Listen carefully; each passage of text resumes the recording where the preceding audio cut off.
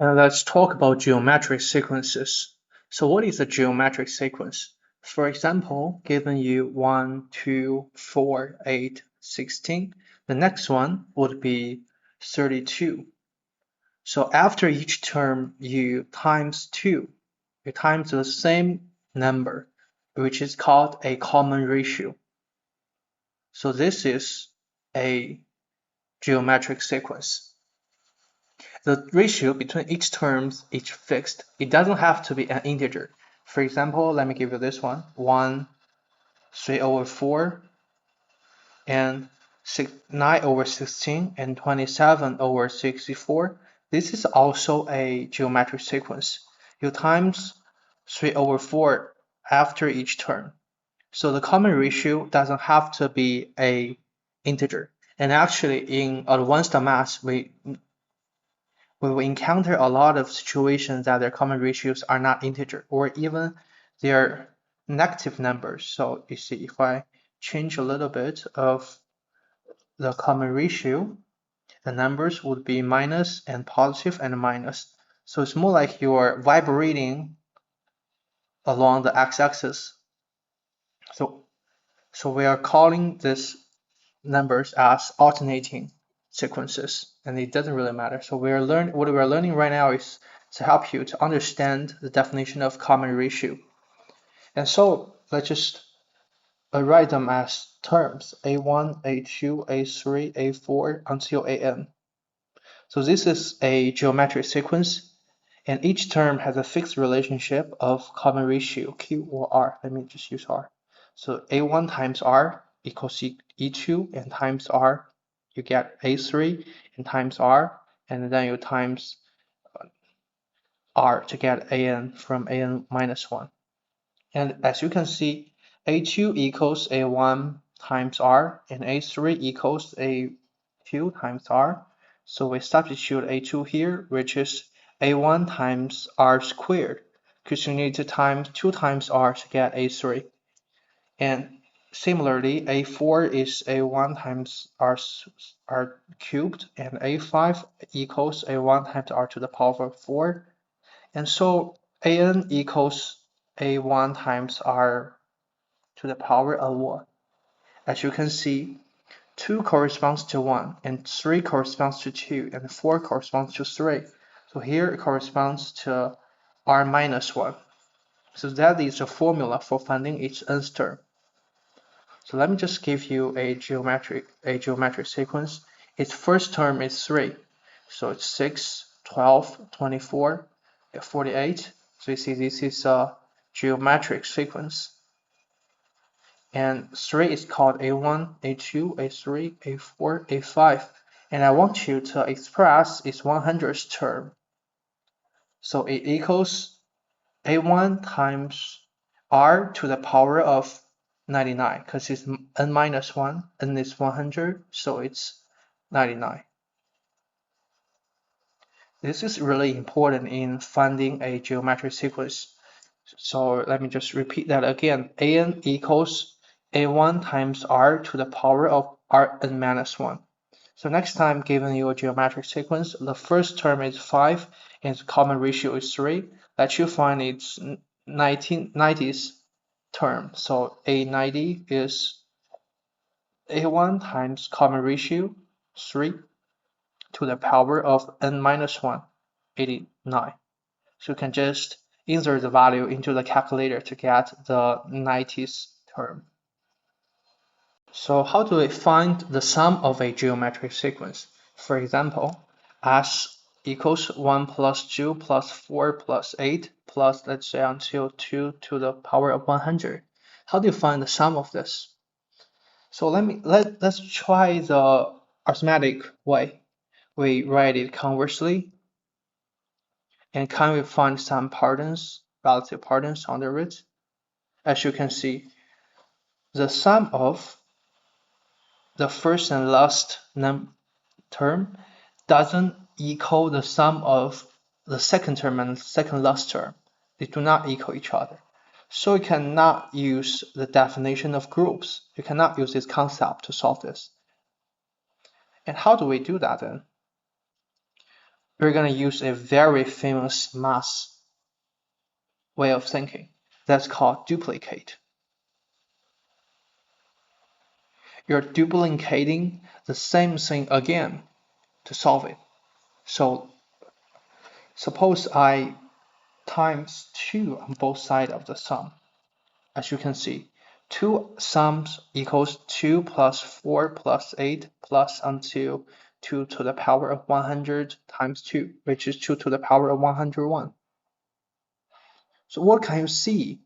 The relativity, the relation between the first and second sums. You see, they seem to have a common part here. So what can we use them? What if I use 2s minus s? Well, I'm just change the color. What if I use the green s and minus the yellow s? So what will I get? As you can see, their middle common parts will be cancelled, and it will be 2 to the power of 101 and minus 1. And so the sum of it would be s equals 2 to the power 101 minus 1. Problem solved. And how are we doing it? So the basic concepts are like that.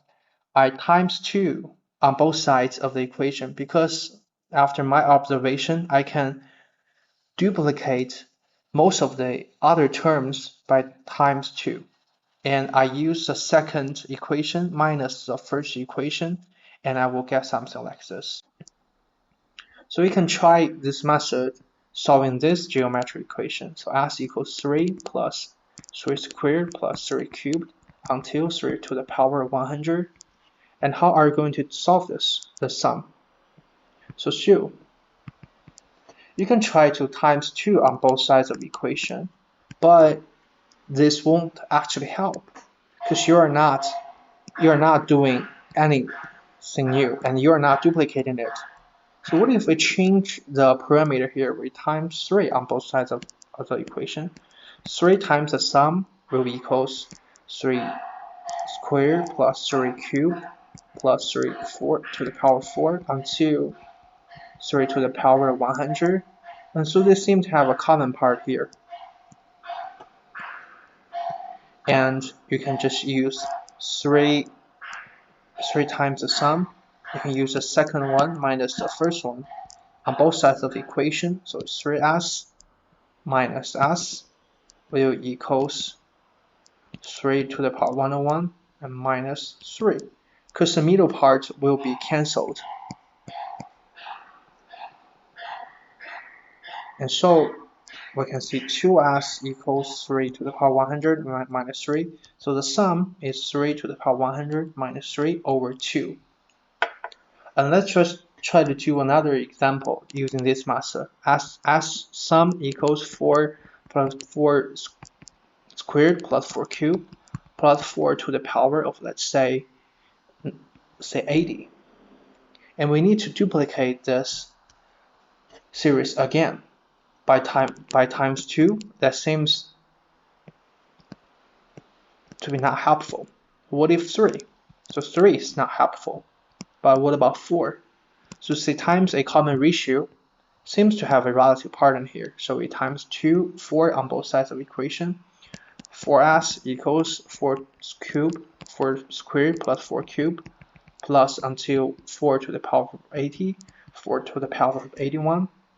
And we use the second equation minus the first equation. So it will be 4s minus s equals 4 to the power of 81 and minus 4, because the middle part will be cancelled after doing this subtraction. And so 3 sums equals 4 to the power of 81 minus 4. So the sum would be 4 to the power of 81 minus 4 over 3. And so after learning the concepts, let's try to deduct its general formula. So the sum of the sequences, the series of geometrics, you can symbolize it as a1 plus a1 times r plus a1 times r squared this is a3, this is a2, plus a1 times r cube is a4, until a1 plus times r to the power of minus 1, this is the nth term. So how do you duplicate this? As we seen before, you times 4 times 3 times 2 here. So you basically just times the common ratio on both sides of the geometric sequence. So let's times the common ratio on both sides of it. So it would be a1 times r plus a1 times r squared, a1 times r cubed, plus a1 times r minus 1. And the last term will be a1 times r n to the power of n. And we use the second one to minus the first one. Second one minus the first one. So it's r times s sum minus the sum will equals a1 r to the power of n and minus a1. Because the middle part will all be cancelled because they're common. And so it's r, let's just take r outside the bracket, r minus 1 times the sum equals a1 r to the power of n minus 1. So the sum, let's just remove this to the other side. So s1, the sum equals a1 r to the power of n minus 1 divides r minus 1. So this is the formula for geometric sequence, the sum of geometric sequence. And in most exams, it will be provided by the examination paper, by the booklet. But I hope you can be clear of how I deduct this formula. And to go further, we could also simplify it as 1 minus r is a1 minus a1 r to the power of n. So this is very commonly used. And let me write this equation again. So as in the sum of the geometric sequence is a1 1 minus r to the power of n and over 1 minus r. And let's just directly use it. For example, let's just find the sum s equals 1 plus 3 plus 3 squared plus 3 to the power of 99. So you see, you actually have 100th term here because it's the first one, second one, third one, and so this is the 100th one. N is 100, and the common ratio is 3.